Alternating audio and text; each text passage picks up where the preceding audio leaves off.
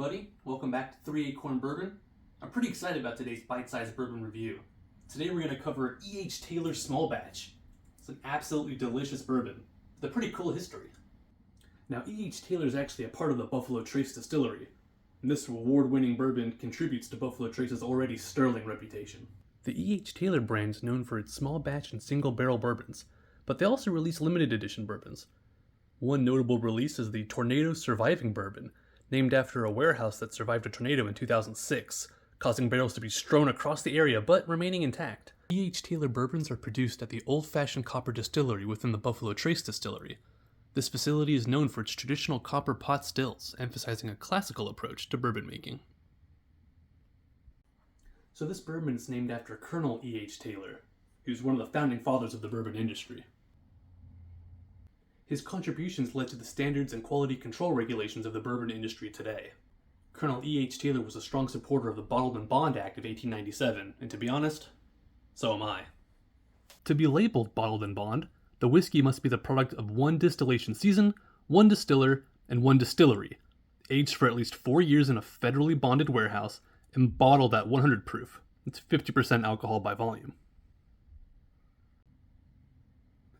The designation ensures a level of quality and authenticity for the whiskey. Edmund Haynes Taylor Jr. was given the honorary title of Colonel, and while he never served in the military, I wouldn't cry stolen valor just yet.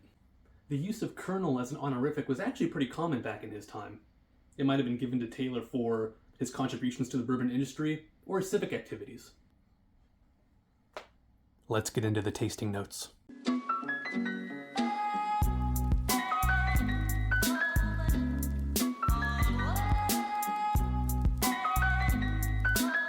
Kind of a healthy pour, but I'm not complaining. On the nose.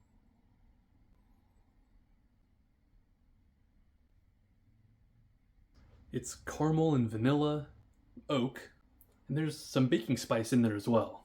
Butterscotch, dark fruits, it's almost like some licorice in there as well. I'm gonna be honest with you, it might just be my nose, but I'm getting like sassafras. It's almost like a cola.